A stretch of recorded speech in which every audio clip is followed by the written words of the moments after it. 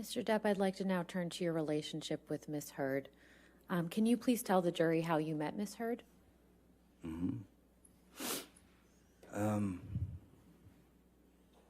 2000,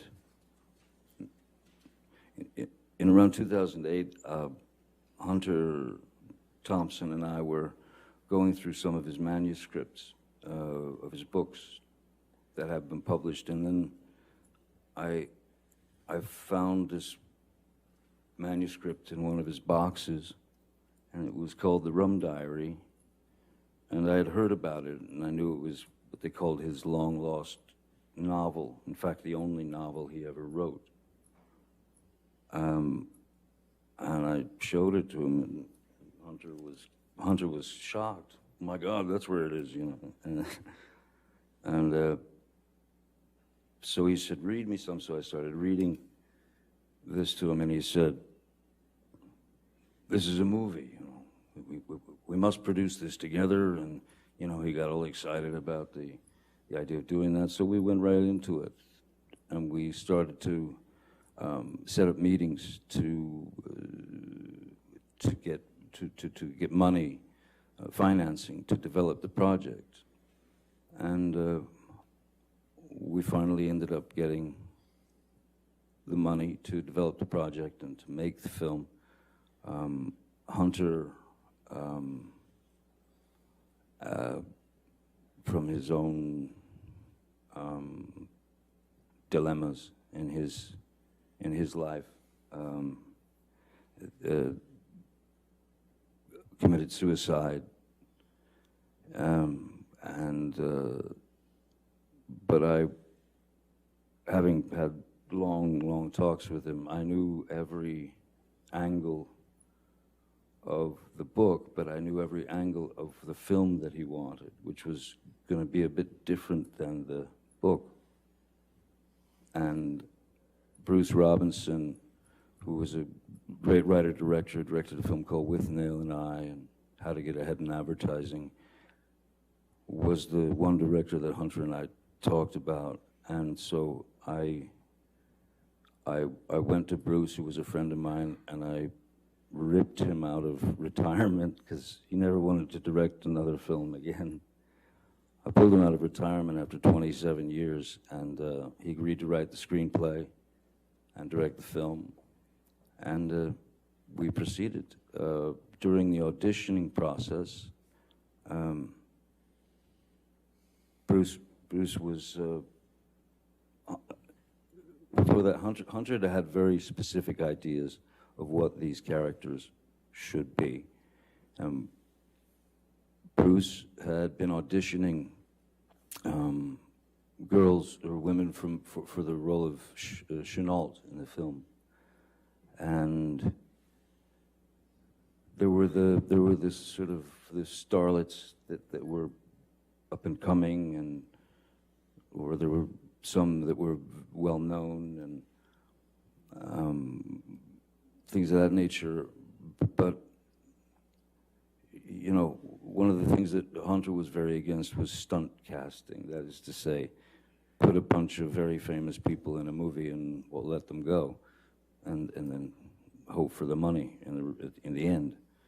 So Bruce had asked me. He said he had been auditioning this one particular actress named Amber Heard.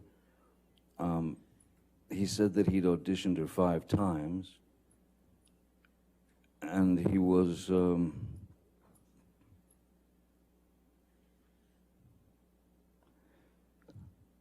he wasn't sure about her capabilities as an actress with regard to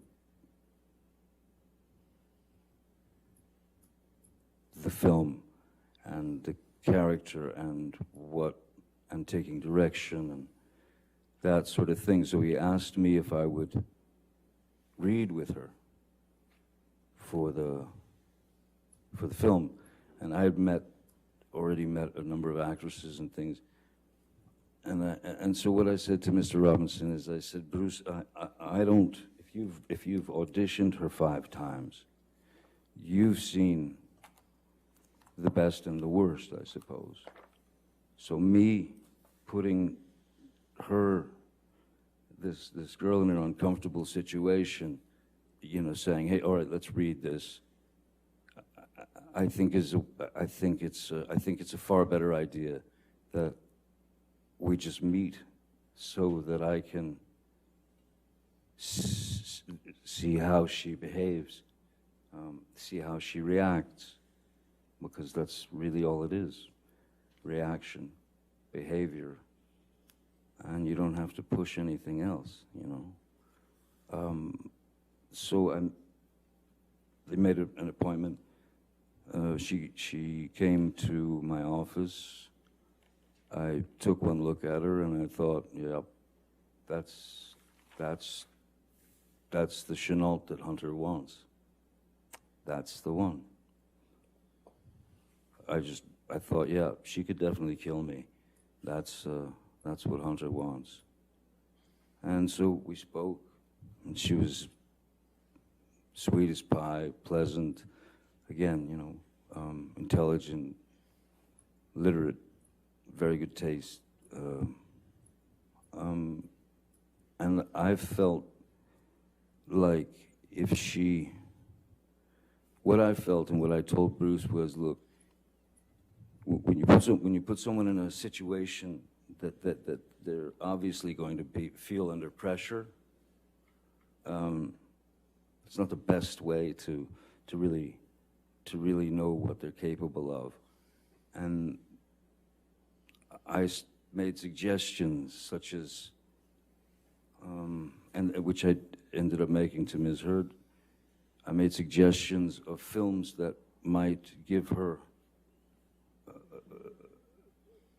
some insight into what we were looking for in terms of the film, which is to say, I gave her films like To Have and Have Not, and things of that nature, because I wanted to. There was something very important that I felt she needed to know about stillness, as opposed to, you know, going broad or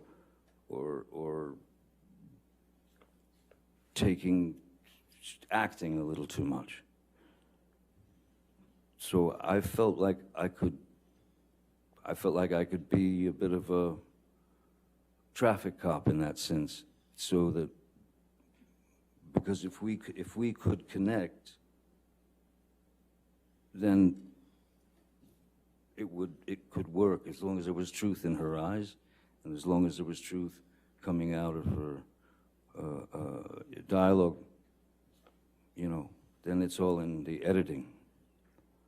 So I felt that I could help her with that idea of stillness, and so that's when I first met Miss Heard. How would you describe your interactions with Ms. Heard when you worked together on The Rum Diary? Initially, well, yeah, no, mostly very few interactions. I remember there was a time, I wasn't working that day, but I was producing, you know, one of the producers of the film, and it was a scene from the book that was a scene where Ms. Heard's character was in a nightclub, and we're amongst the locals, and she's very drunk, and everybody's very drunk, and she ends up dancing with a few of the local, like one of the local guys and stuff, and then the other local guys start to sort of close in on her. In the book and in the screenplay, as it was written, there was a requirement for nudity for the part, and I was on set the day that they were shooting that, and as I was watching, crowd coming in on her, I realized, you know what? Because I would check on Ms. Heard and say, "Are you all right? Are you sure you're okay? Because this is, you know," she was like, "No, no, I'm fine, fine, fine." But I realized that with the crowd surging in towards her, that we wouldn't have to do the nudity. Because if she took her shirt off and she had a red bra on and a skirt, then if she had a red bra in her hand, when the crowd surged in on her, all she had to do was lift the red bra up out of the crowd, and there's no nudity, but it's certainly implied, because then the character disappears for a few days, and she's quite a wreck when she comes back because bad things have happened to her. So I remember telling Ms. Heard, "Hey, you don't have to take your clothes off. You don't have to take your top off. You don't have to. Everything's cool." And she was appreciative.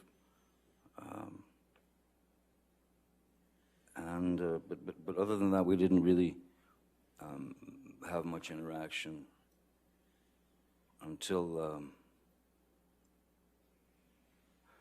there was a scene where I'm taking a shower, and then she comes into the room and she opens the shower, and we kiss. And that moment was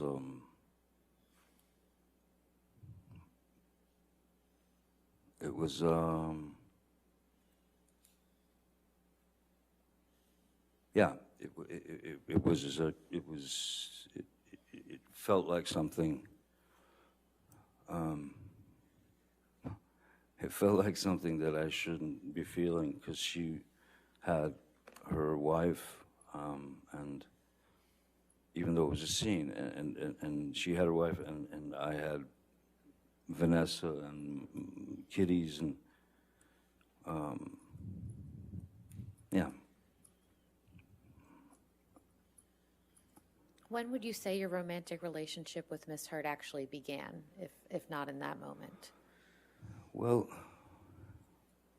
I think there was something in the kiss in the shower